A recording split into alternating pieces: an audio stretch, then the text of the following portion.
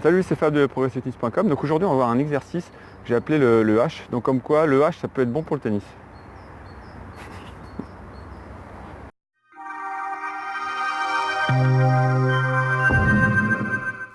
Aujourd'hui on va parler un petit peu de routine d'échauffement. Alors là, souvent les joueurs quand il s'agit de s'échauffer, ils pensent qu'aux 5 minutes avant le match, mais en fait si vous voulez vraiment performer en match, il va falloir absolument mettre en place une routine, une procédure d'échauffement.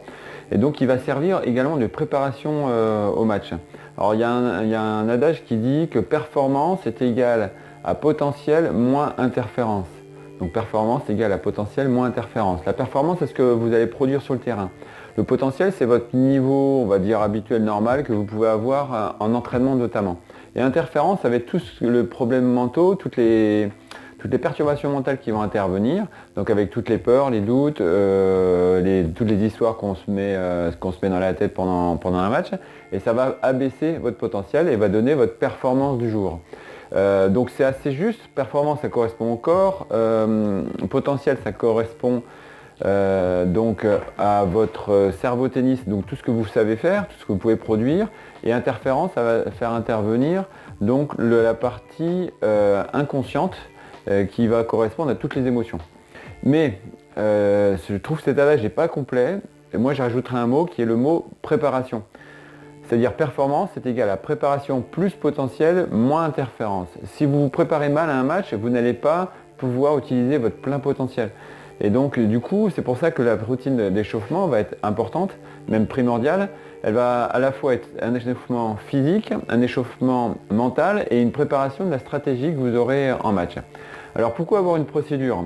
Déjà, c'est pour éviter de se poser sans arrêt la question, qu'est-ce que je fais pendant mes échauffements ? 2, c'est pour aussi connaître son type d'échauffement personnalisé que vous aimez bien, qui vous amène dans un très bon état physique et psychique avant un match. Et donc pour ça, il faut faire des essais, des analyses et voir comment vous pouvez améliorer votre procédure d'échauffement. Donc moi je vais vous donner une tactique, ou du moins une astuce pour faire un échauffement complet. Ça va être, en fait, elle va se composer de 4 parties. Et c'est la méthode du solide liquide air. Ou plutôt solide liquide gaz. Voilà. En fait, pourquoi je dis ça ? Solide, ça va être pour les os, avec notamment les articulations. Autre partie solide qui est un petit peu moins solide, c'est les tendons. Ensuite, la partie liquide, ça va concerner le sang. Et la partie gaz, ça va concerner l'air avec les poumons. À partir de là, qu'est-ce que vous allez faire ? Tout ce qui est os, donc c'est déverrouillage. C'est donc décoincer un petit peu toutes les articulations, enlever toutes les adhérences que vous avez dans vos articulations, et ça permet aussi un petit peu d'écouter déjà votre corps dès le début en fait. Tendons, ça va être les étirements, notamment étirements dynamiques et balistiques. Donc vous allez faire dans un certain ordre, je vais vous le montrer, je vous l'explique après, et qui va permettre de mettre en réveil un petit peu toutes les récepteurs sensoriels que vous avez dans votre corps. Donc c'est lié à tout ce qu'on appelle la proprioception, et du coup vous allez commencer à effectuer un réveil de votre corps qui va donc comprendre qu'il y a quelque chose qui va se passer, il y a une séance qui va se passer. Ensuite pour le sang, ça va être tout ce qui va être donc partie échauffement proprement dit, c'est-à-dire montant en température, donc avec toutes les courses variées. Et puis l'air, là ça va être donc la mise en route du système pulmonaire, donc avec l'air qui va circuler dans vos poumons. Donc pour ça on va voir cette partie-là qui va concerner des mouvements de déverrouillage et d'étirement, et cette partie-là qui va concerner des courses. Donc ce que je préconise pour éviter d'oublier certaines parties, puis être en mode un peu plus ou moins automatique concernant cette partie corps, comme ça pendant ce temps-là vous pouvez commencer vous à faire votre échauffement, votre préparation mentale du match. On peut dire que c'est un échauffement mental, puisque ça va vous permettre de vous préparer correctement mentalement à votre match. C'est concernant les déverrouillages, vous allez faire partir du bas et monter vers le haut sans rater une seule articulation. Donc on commence cheville, ensuite les genoux, ensuite les hanches, l'épaule, le coude, les poignets, et on peut finir également par la nuque. Concernant ensuite les étirements dynamiques ou balistiques. De la même manière, vous allez commencer par les mollets, ensuite les ischios, les quadris. Vous avez tout ce qui est adducteur, abducteur, donc au milieu du corps. Vous avez ensuite les épaules également. Vous avez biceps, avant-bras. Donc tout ça, pareil, en partant du bas et en remontant.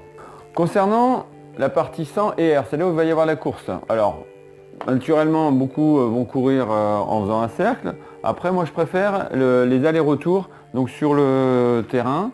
Comme ça nous donne un rythme, ça nous donne la même longueur pour chaque course, donc une course variée, montée de genoux, talons-fesses et tout, bon, tout ce que vous connaissez, vous pouvez être imaginatif. Par contre, ce qui est intéressant de faire, c'est quand on fait talons-fesses, le faire en avant et également les faire en reculant. Quand on fait les montées de genoux, en avant et en reculant. Quand on fait jambes tendues sur les pointes, pareil, vous faites en avançant et en reculant. Donc vous verrez que ça active une autre partie des jambes. Et donc c'est au niveau coordination, c'est extrêmement intéressant. Concernant les gaz, pour l'air, là va être partie de course, donc ils peuvent être également en aller-retour sur les longueurs, mais là avec un rythme un peu plus soutenu pour donc commencer à monter en rythme cardiaque et puis donc en rythme respiratoire également. Donc l'idée c'est quand même de terminer sur le terrain en étant en sudation, en étant légèrement essoufflé.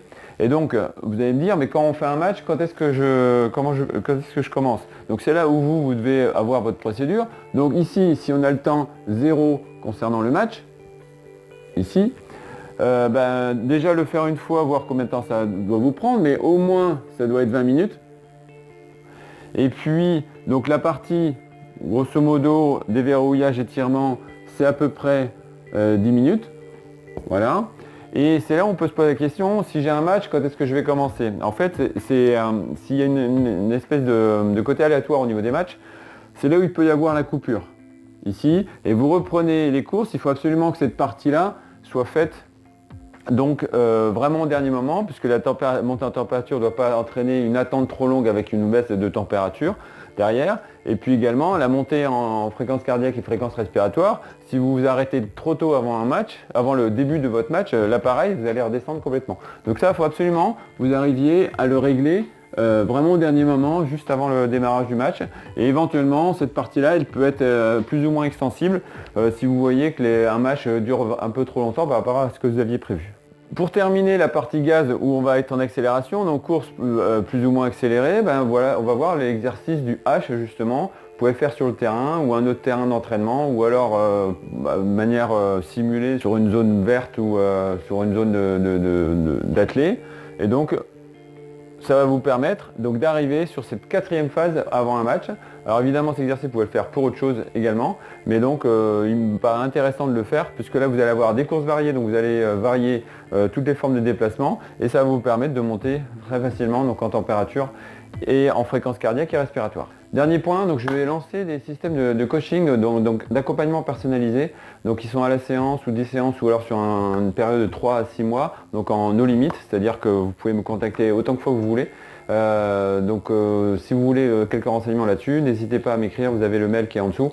Et donc là, je me ferai un plaisir de vous expliquer comment on peut fonctionner donc, à distance pour faire un travail personnalisé si vous avez besoin d'un coup de main pour être accompagné. Et ça va vraiment accélérer vos progressions.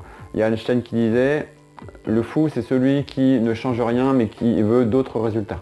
Allez, top! Donc les lignes de côté et les lignes de couloir se font en avant-arrière. Tout ce qui est ligne latérale, donc en pas chassé. Et donc ça va dessiner un espèce de double H en fait, parce qu'on va avoir 2 barres de chaque côté, il y a plus celle du milieu. Voilà, il avance. Donc vous pouvez le faire en guise d'échauffement, en guise d'exercice d'endurance ou en guise d'exercice donc pour la tonicité. Donc après vous jouez sur les durées et le niveau d'intensité.